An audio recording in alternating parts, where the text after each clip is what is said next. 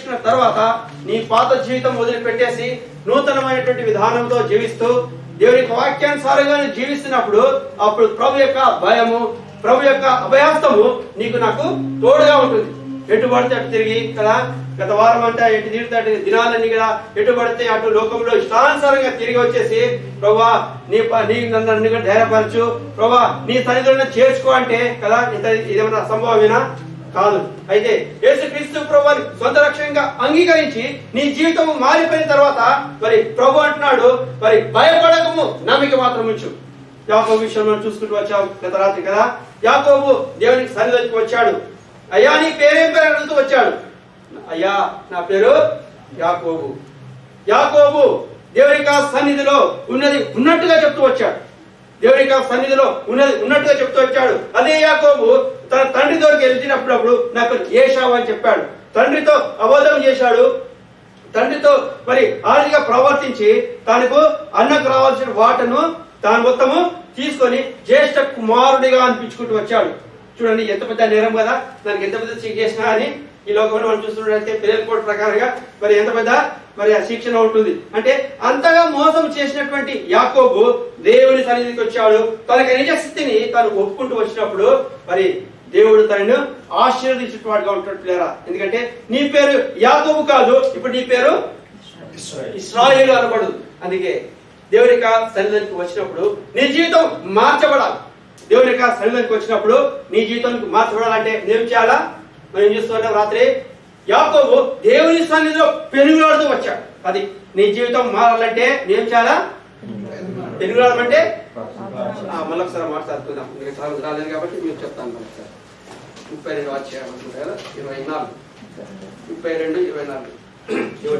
యాకోబు ఒక్కడు మిగిలిపోయిను, ఒక నరుడు తెల్లవారి వరకు అతనితో పెనుగులాడెను. అందరికి చదువుతున్నాం.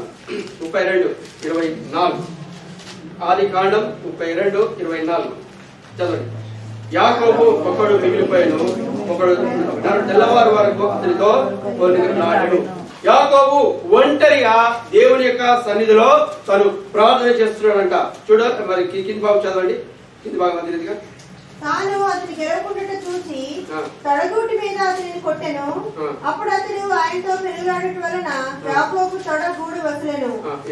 ఆయన తెల్లవారుతున్నది కనుక నన్ను పోనిమనగా అతడు, నీవు నన్ను ఆశీర్వదించితేనే గాని నిన్ను పోనీయనెను. ఇది గమనించండి, చాలా ఇంపార్టెంట్ మాట. అతడు నీవు నన్ను ఆశీర్వదించితేనే గాని నిన్ను పోనీయను.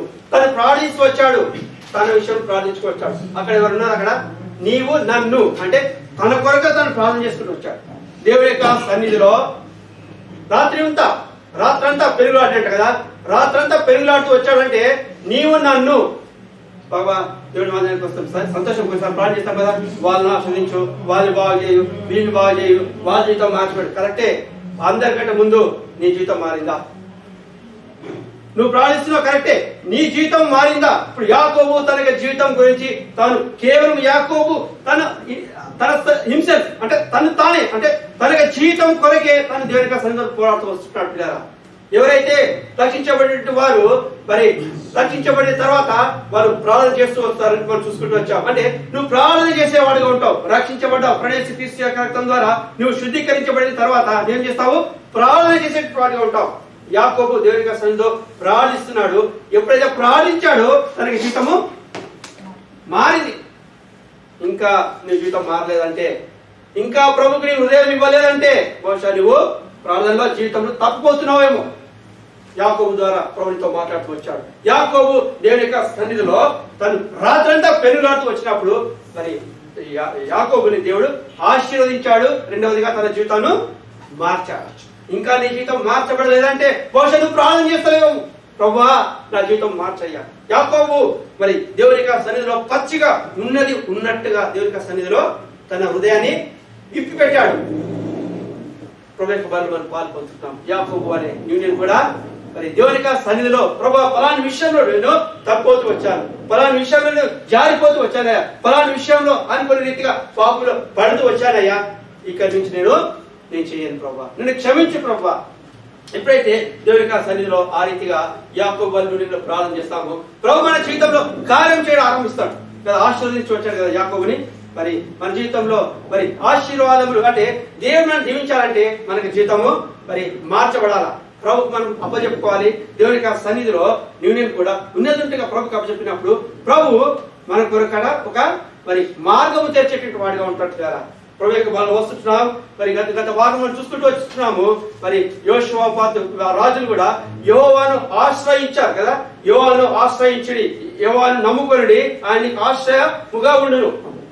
ఇప్పుడు మనం చూస్తూ వచ్చాం అనేక మంది రాజులు కదా యెహోవాను ఆశ్రయించి వారు పొందినట్టుగా మేలును మనం చూస్తూ వచ్చాం కదా. మరి సొలొమోను, రేహబు కుమారుడు దావీదు కుమారుడు సొలొమోను, సొలొమోను కుమారుడు అబియా కదా. మరి అబియా కూడా దేవుని ఆశ్రయించి తను ఏం చేశాడంట, దేవుని ఆశ్రయించుట హేతు చేత నేను జయము పొంది తిని అని సాక్ష్యం ఇస్తున్నట్టు కదా. అబియా తర్వాత ఎవరు? ఆశ కూడా దేవుని ఆశ్రయించి ఆశ కూడా మరి తన సాక్ష్యం ఇస్తున్నాడంటే నేను ప్రభుని ఆశ్రయించినప్పుడు నేను నెమ్మది కలిగింది. యెహోవాను ఆశ్రయించడం బట్టి మరి జయము నెమ్మది. మరి ఆశ కుమారుడు ఎవరు? యోషపాతు యూదాకు 4వ రాజుగా ఉంటున్నాడు. యోషపాతు ఏం చేస్తున్నాడంటే నేను యెహోవాను ఆశ్రయించడం బట్టి నేను స్థిరపడ్డాను. అప్పటి వరకు మరి ఆ యొక్క నెమ్మది లేకుండే, రాజ్యం మీద రాజ్యం యుద్ధము, అదే రీతిగా నెమ్మది లేకుండే ఇప్పుడు రాజ్యాన్ని స్థిరపరచేవాడుగా ఉంటున్నాడు ప్రభుని ఆశ్రయించడం బట్టి. మన జీవితంలో కూడా ప్రభు మన జీవితంలో మరి నేను కూడా మరి ప్రభుని ఆశ్రయించకపోతే ప్రభు మనతో మాట్లాడుతున్నాడు. కంప్లీట్ గా ప్రభు ఆధారపడినప్పుడు యోషపాతు మరి దేవుని వైపు మరి చూస్తూ వచ్చాడు. దేవుని వైపు చూస్తూ వచ్చినప్పుడు తన జీవితంలో తన రాజ్యంలో అనేకమంది కార్యాలు చేస్తూ వచ్చాడు కదా. యోషపాతు జీవితంలో మనం ధ్యానించుకుంటూ వస్తున్నాం. మరి యోషపాతు మరి దేవుని యొక్క సన్నిధిని వెతుకుతూ వచ్చాడు. మరి రెండవదిగా మనం చూసినట్టయితే మరి యోషపాతు రాజు దేవుని యొక్క ఆజ్ఞలను అనుసరిస్తూ వచ్చాడు.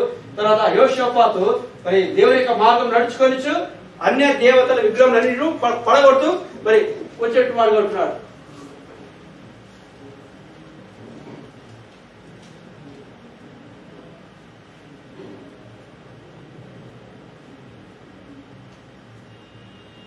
మరి గత వారంలో మనం చూసుకుంటే 5 విషయాలు మనం చూసుకుంటూ వచ్చాము. అయితే మరి 6వ విషయం రాత్రి మనం చూసుకున్నాం. గత వారం చూసుకున్నాం యోషపాతు మరి శత్రువులపై విజయం కొరకు మరి తను ప్రార్థన చేస్తూ వచ్చాడు. ఎప్పుడైతే శత్రువులపై విజయం కొరకు ప్రార్థిస్తాడు, ఎవరు? ముగ్గురు వచ్చారు కదా, చెప్తారా ఎవరు వచ్చి? ముగ్గురు దేశవాళ్ళు, అమ్మోనీయులు, మేయోనీయులు, అమ్మోనీయులు, మోయాబీయులు, వేయనీయులు. ఈ ముగ్గురు కూడా ఆ ముగ్గురు దేశాలు ఈ యోషపాతుకు దండె తెచ్చినప్పుడు దేవుని యొక్క సన్నిధిలో ప్రార్థించినప్పుడు ప్రభు అతనికి మరి సహాయం చేస్తూ వచ్చిన వాడిగా ఉంటున్నారు. ఎందుకంటే మరి ప్రార్థన జీవితం కదా.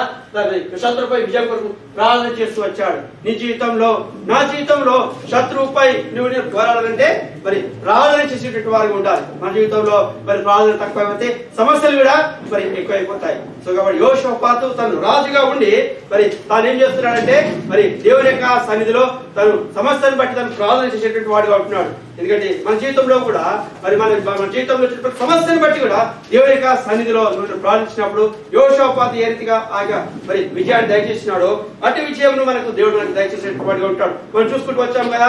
మరి అహాబు దుష్టుడైనటువంటి వారితో మరి తన సంబంధం పెట్టుకున్న బట్టి ఆయన చేశాడు.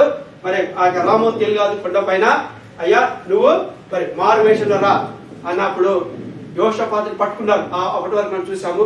2 నిమిషాలు ఇది కంప్లీట్ చేసి మనం కొత్త సబ్జెక్ట్కి వెళ్తాం.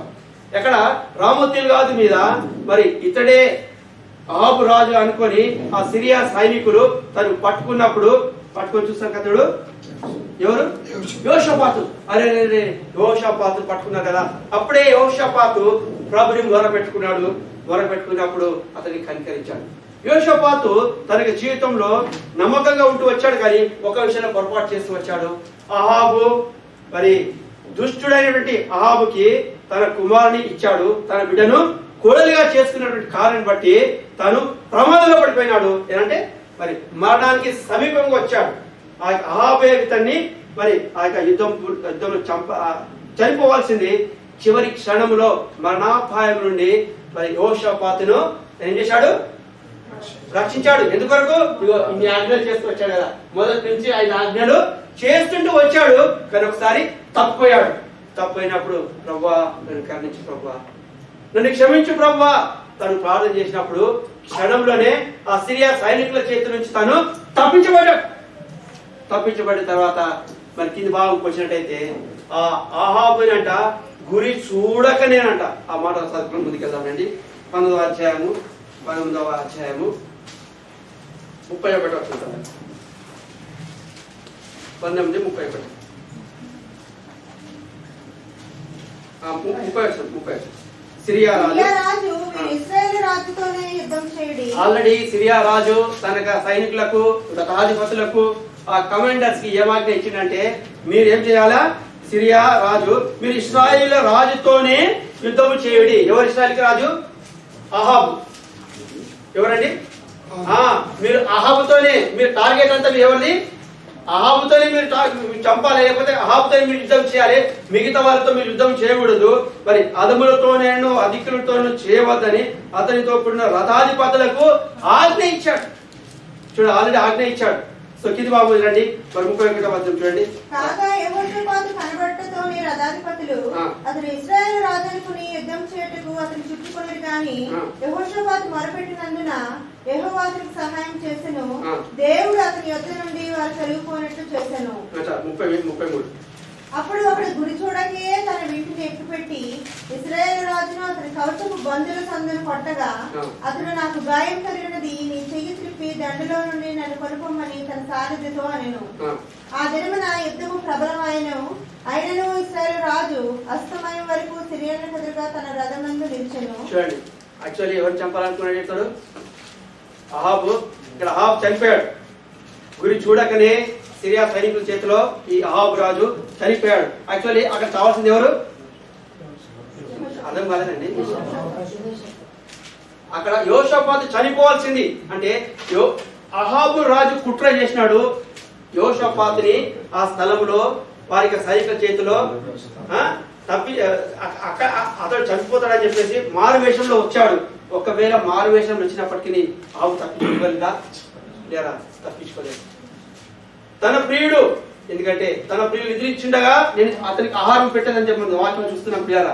ఇప్పుడు మరి ఇక యోషాపాతు ఆ స్థలంలో నుండి మరి అద్భుతంగా మరి తప్పించేట్టు వాడుగా ఉంటున్నాడు. ఎందుకంటే దుష్టుడు ఇతను కీడు చేయాలనుకున్నాడు కదా, తాను తవ్విన గుంతలో తానే పడిపోయాడు. ఎవరు చెప్పాలంటే బావగారు, వియ్యాంకుడు కదా.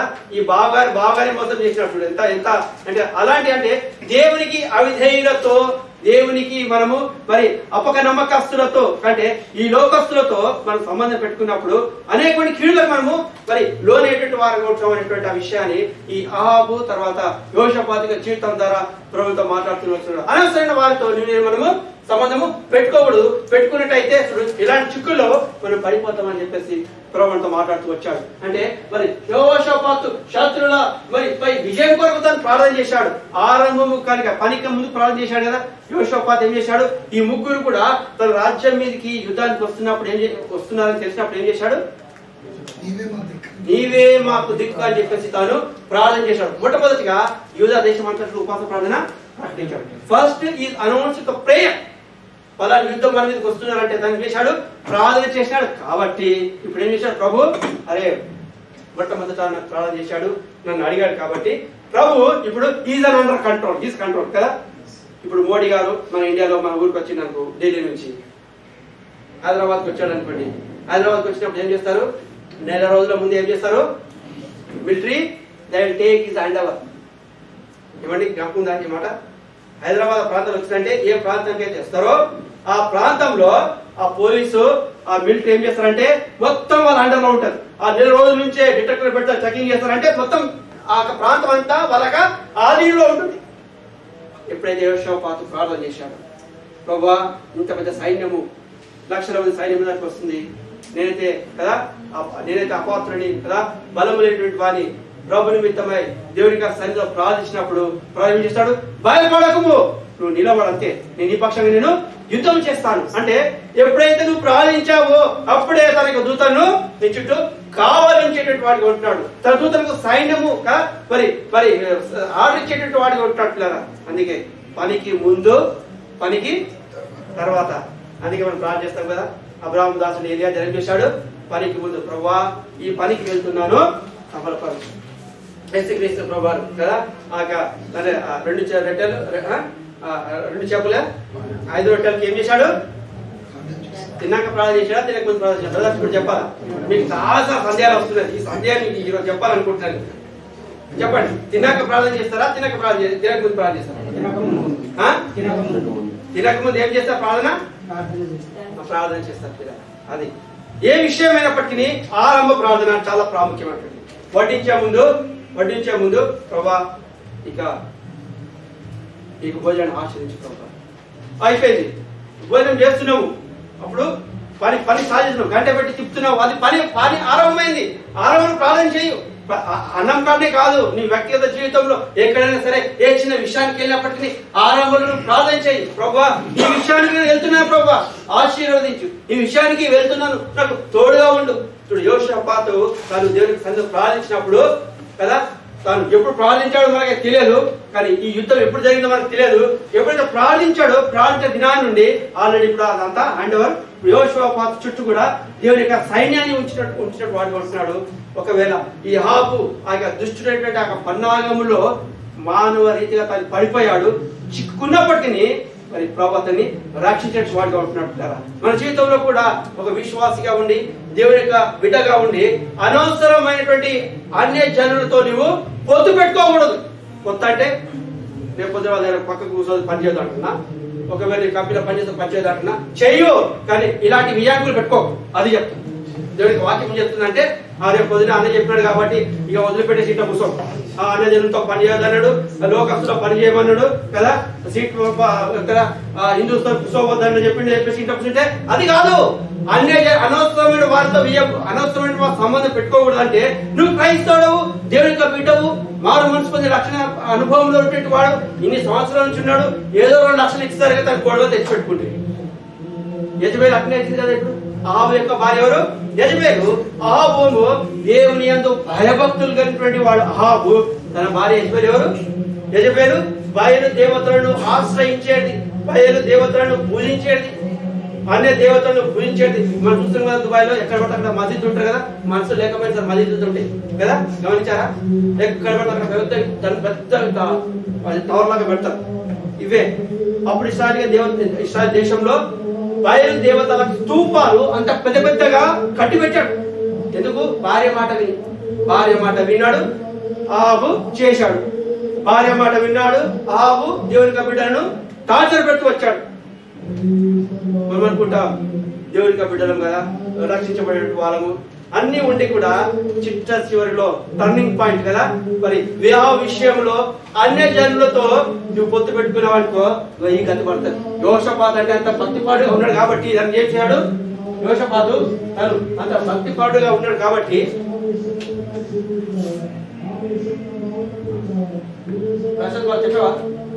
చెప్పాడు. యోషపాతు మరి నేను ఆశ్రయిస్తూ వచ్చినాడు కాబట్టి మరి అతని దేవుడితో కాపాడుతూ వచ్చిన వాడిగా ఉంటారు. మన జీవితంలో కూడా అనవసరమైన వారితో నువ్వు నన్ను మరి పొత్తు పెట్టుకునే వారిగా ఉండకూడదు. అంటే ఈ స్పెషల్ గా వివాహ విషయంలో నువ్వు జాగ్రత్తగా ఉండాలి. ఎందుకంటే దేవుడే నేను ఆశ్రయించాలి తప్పితే కానీ మరి వాదించేటువంటి కట్న కానుకలతో మనము ఆశ్రయించబడం. దేవుని బిడ్డలతో నువ్వు నేను కూడా స్నేహము చేసే వారంగా ఉంటకు దేవుడికి శ్రమ చేయను కాక. రండి మరి 7వ విషయానికి మనం వద్దాం.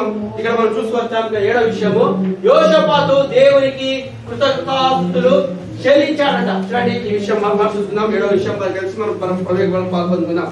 రండి 7వ విషయము, యోషపాతు దేవునికి కృతజ్ఞతాస్తుతులు మరి చెల్లించాడు. చూడండి 2వ దినవృత్తాంతంలో 20వ అధ్యాయము 26వ వచనం.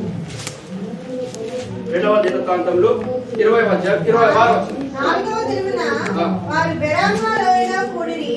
అక్కడ వారు యెహోవాకు కృతజ్ఞతాస్తుతులు చెల్లించినందున నేటి వరకును ఆ చోటికి బెరామా లోయ అని పేరు. చూడండి, దేవుడు తన రాజ్యాన్ని స్థిరపరిచాడు, తన జీవితం కాపాడుతూ వచ్చాడు. మరణాపాయకమైన స్థలముల నుంచి మరి దేవుడు మరి తప్పిస్తూ వచ్చాడు.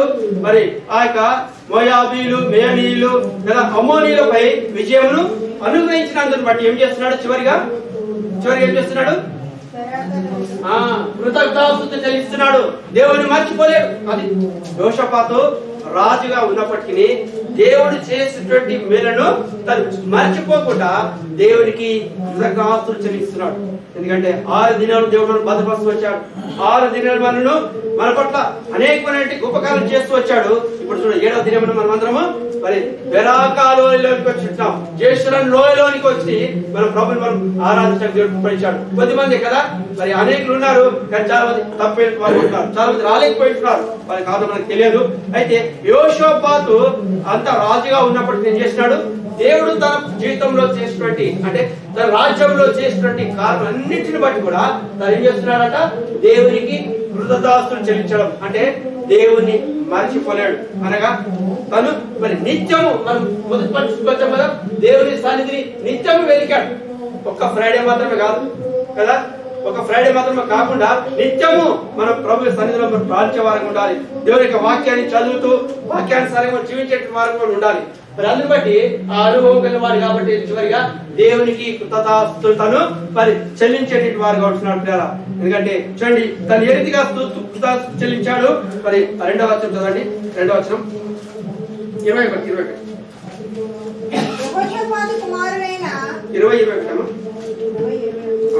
మరియు అతడు జనులను హెచ్చరిక చేసిన తరువాత యెహోవాను స్తుతించుటకు గాయకులను ఏర్పరిచి చూడండి వారు పరిశుద్ధాలంకారం ధరించి సైన్యం ముందర నడుచుచు చాలండి ఇట్లానంట స్తుతించడానికి కొరకేనంట మరి సైనికులను ఏర్పాటు చేశాడంట. చూడండి అతడు జనులను హెచ్చరిక చేసిన తర్వాత యెహోవాను స్తుతించుటకును గాయకులను ఏర్పరిచాడంట. అంటే చాలా పెద్దగా ఎత్తుగా దేవుని స్తుతిస్తున్నట్టు వాళ్ళు ఉంటాడు పిల్లరా. ఎందుకంటే ఏ రీతిగా అంట వాళ్ళు ఏ రీతిగా స్తుతిస్తారంట. చూడండి చదవండి. యెహోవా కృప నిరంతరం ఉండును. మళ్ళొకసారి ఏర్పరిచి వారి పరిశుద్ధాలంకారములు ధరించి సైన్యం ముందర నడుచుచు యెహోవా కృప నిరంతరం ఉండును. ఆయన స్తుతించుడి అని స్తోత్రం చేయుటకు వారిని నియమించెను. చూడు ఒక ప్రత్యేకమైనటువంటి కదా మరి స్తుతించడానికి ఒక పాటలు పాడడానికి ఒక ప్రత్యేక బృందాన్ని గురించాడంట. గమనించారా? వాళ్ళు ఏ రీతిగా ఉన్నారంట? ఆ గాయకులు పరిశుద్ధాలంకారం ధరించుకొని కదా ఈ రోజు ఈడ పాట పాడతారు, తర్వాత రేపు లోకల్ పాడతారు. మీకు తెలుసో తెలియదో కానీ మేము 10th క్లాస్ లో ఉన్నప్పుడు మా ఊర్లో వినాయకుడిని కూర్చోబెడతారు కదా, 10 రోజులేమో భజన చేస్తారు కదా, పాటలు పాడతారు. రోజు సాయంత్రము పాటలు పాడతారు కదా, అక్కడ కూర్చొని భజన చేస్తారు వాళ్ళు రోజు సాయంత్రం. అక్కడ ఎవరు పాడేది తెలుసా? మ్యూజిక్ కొట్టేది గాయకుడు తెలుసా? మా పక్కన ఇంకా సిఎస్ఐ చర్చి, తర్వాత బాబీ చర్చి, మెథడిస్ట్ చర్చి, ఈ 3 పెద్ద చర్చిలు. అక్కడ కొట్టేటువంటి గిటారిస్ట్లే, అక్కడ కొట్టేటి పియానిస్ట్లే, అక్కడ కొట్టేటువంటి తబలిస్ట్లే. ఆదివారం మీద కొడతారు, దినమంతా ఆడ కొడతారు. ఇది చాలా భయంకరమైనటువంటి. ఆ పాస్టర్ గారిలో బుద్ధి చెప్పడు, ఆ పెద్దల్లో బుద్ధి చెప్పరు. గట్టిగా నాలాగా వాక్యం చెప్పినంటే తెల్లారి ఆ పాస్టర్ ఉద్యోగం తీసేస్తారు. అదొక కమిటీ. గమనించండి పిల్లారా, దేవుని యొక్క సన్నిధిలోకి వచ్చినట్టు. అందుకే ఈ దుబాయ్ లో కూడా ఇక్కడ చూసినప్పటికీ ఆ కీబోర్డ్ కొత్త ఒక ఫ్రైడేకి వాళ్ళకి 300 ఇస్తారు. చర్చ్ చాలా ఉన్నాయి ఇలాంటి. ఒక గిటార్ వాయిస్తే వాళ్ళకి 200 dirham కలిపే సీక్రెట్ ఇవ్వాలి. మాస్టర్ గారు అతనికి ఏం చేస్తారు? 500 ఇస్తారు కీబోర్డ్ కి. అతడు వస్తాడు, అతని ఇష్టమైన పాట పెట్టి ధనాదం డామ్ డామ్ చేసి వెళ్ళిపోతాడు. పరిశుద్ధ అలంకారం ధరించుకొని నీవు మందిరంలో పనిచేస్తున్నావా? యెహోషాపాతు ఏం చేస్తున్నాడు? ప్రభుని స్తుతించడానికి కొరకు పరిశుద్ధ అలంకారం ధరించుకునేటువంటి వారిని ఏర్పాటు చేస్తున్నాడు. ఎవరి పడితే వారిని పాటలు పాడి, ఎవరి పడితే వారిని చేయకు. ఎవరికి దీవెనలు బదులు శాపాన్ని తెచ్చుకునేటువంటి వారు ఉంటారు పిల్లలు. యెహోషాపాతు మరి పరిశుద్ధ అలంకారాలు ధరించుకొని వారిని మరి సైన్యం ముందర నడుచు యెహోవా కృప నిరంతరం ఉండును, ఆయనకు స్తుతించుడి మరి స్తోత్రము చేయటకు వారిని నియమించండి. ఒక సంఘానికి ఒక క్రమం అనేది ఉంటది. ఏ క్రమంలో అయితే ఉంటున్నావో ఆ క్రమంలో నడిపించు కదా. ఒక కుటుంబానికి ఒక క్రమం ఉంటుంది, ఒక ఆఫీసర్ పాలసీ ఉంటుంది కదా. తెచ్చి పెట్టావు కదా ఏదో ఒకటి అని చెప్పేసి తర్వాత ఏమో చేసి పెట్టండి కాదు. దేవునికి ఆ సన్నిధిలో యెహోషాపాతు ప్రార్థించి తన సైన్యమును కంట మరి ఆ స్తుతి చెల్లించుటకు పరిశుద్ధ అలంకారం ధరించుకున్న వారిని సైన్యంగా ఏర్పాటు చేశాడు. మరి ప్రభుని వారు స్తుతిస్తుంటారంట. తర్వాత చదవండి. వారు పాడుటకును స్తుతించుటకును మొదలుపెట్టగా యెహోవా యూదా వారి మీదకి వచ్చిన అమ్మోనీయుల మీదను మోయాబీయుల మీదను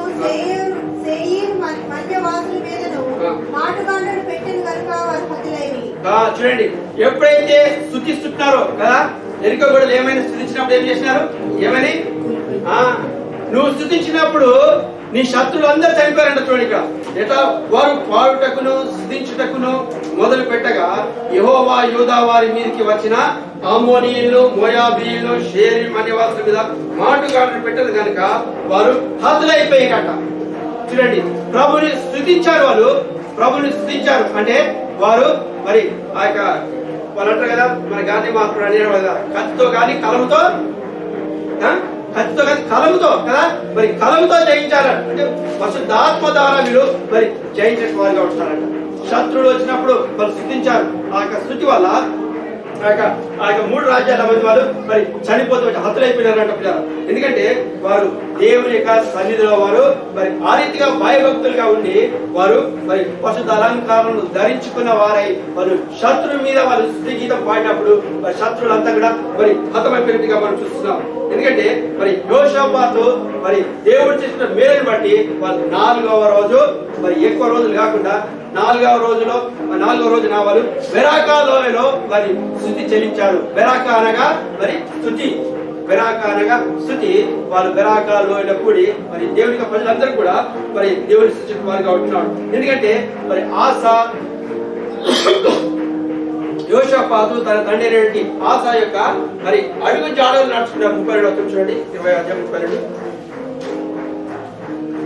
అతడు యెహోవా దృష్టికి యథార్థంగా ప్రవర్తించి తన తండ్రి అయిన ఆసా మార్గమందు నడుచుతూ దానిలో నుండి తొలగిపోకుండెను. మరి చాలా క్లియర్ గా అర్థమవుతుంది ఇక్కడ.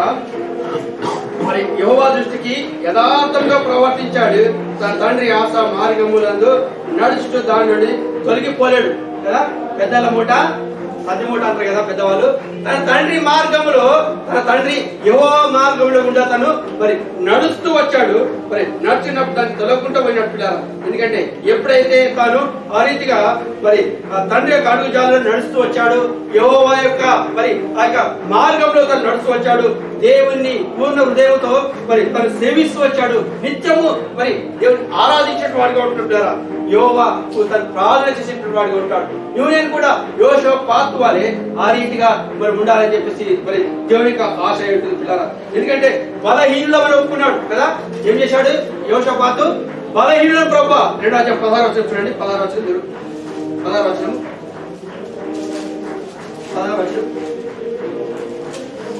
12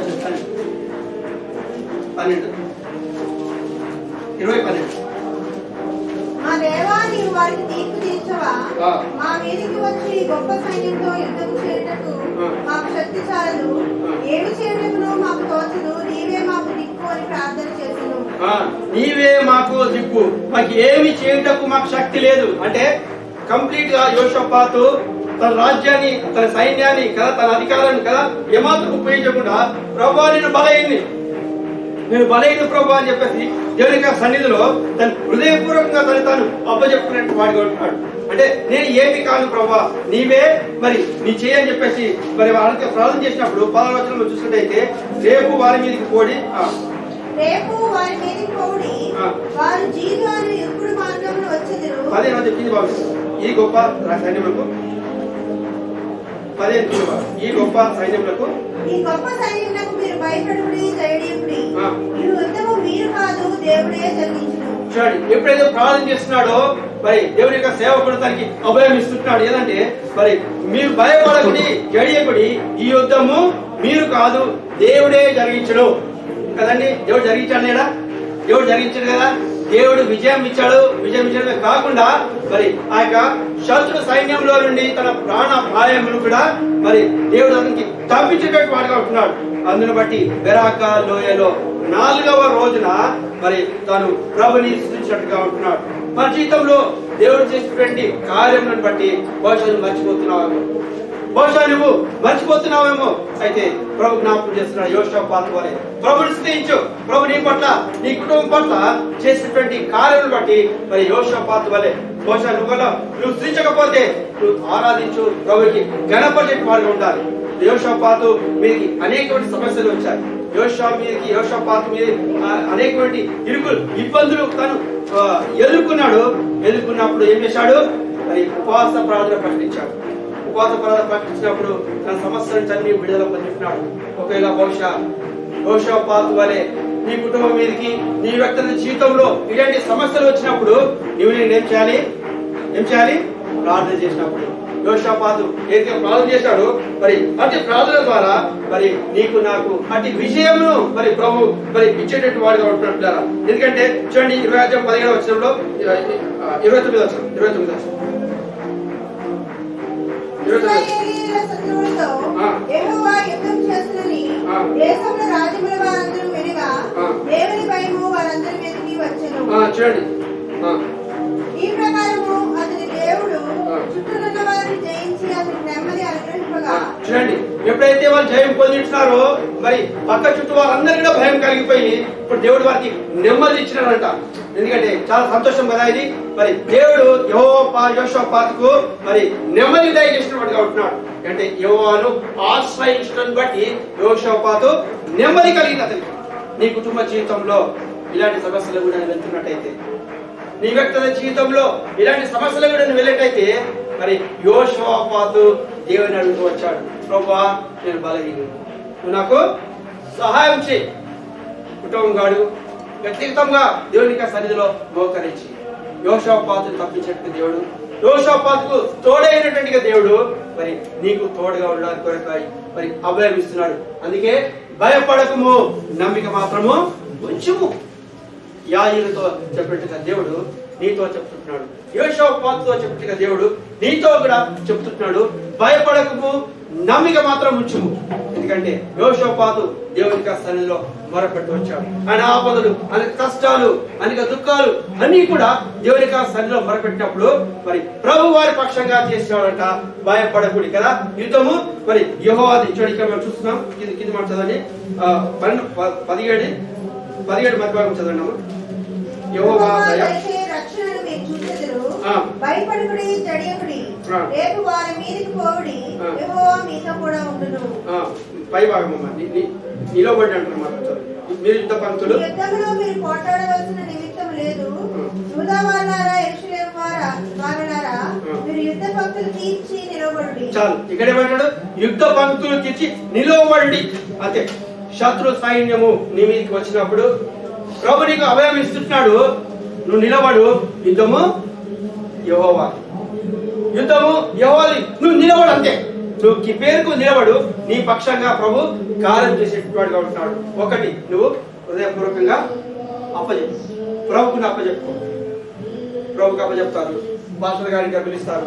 పిలిచి అక్కడ ఏం చేస్తారంటే మరి ఇండియా సంగతి చెప్తున్నాను, ఇక్కడ కాదు, నా చిన్నతనంలో నేను చూసిన సంగతి చెప్తున్నాను. ఉదయం వాళ్ళని గృహప్రవేశం అయిపోతుంది. ఎవరితో?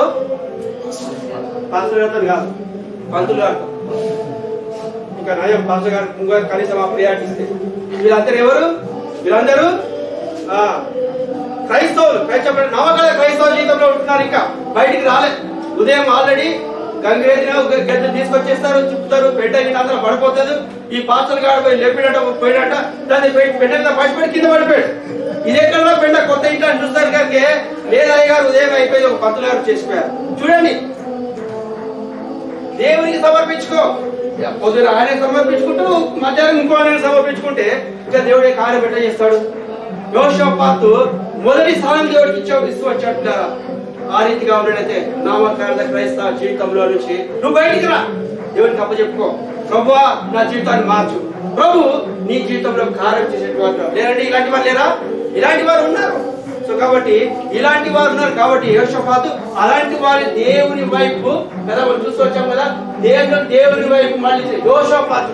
యూదా ప్రజలు దేవుని యొక్క కార్యము వాళ్ళు మర్చిపోయినట్టు వారు ఉంటారు. బయలు దేవతలు ఇంకా ఆశ్రయించినట్టు వారిని మరి ఇక్కడ జీవంగా దేవుని వైపు దాని వారిని తిప్పినట్టు వాడిగా ఉంటున్నట్లేరా. యోషాపాతు రాజుగా ఉండి దేవుని సేవకు తను పరిచయకు తను ఇంపార్టెన్స్ ఉంటున్నాడు. చివరిగా మరి అద్భుతస్తులు చెల్లించడానికి కొరకై ఆ గాయక బృందాన్ని ఏర్పాటు చేశాడు. ఎవరిని? పరిశుద్ధ అలంకారము ధరించుకున్న వారిని మాత్రమే.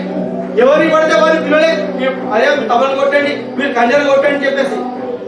మా మామగారు మంచి తబలా ఇష్టం, హనుమాన్ టెంపుల్లో హనుమాన్ అక్కడ తబలా కొట్టేటువంటి వాడు మా చిన్నతనంలో.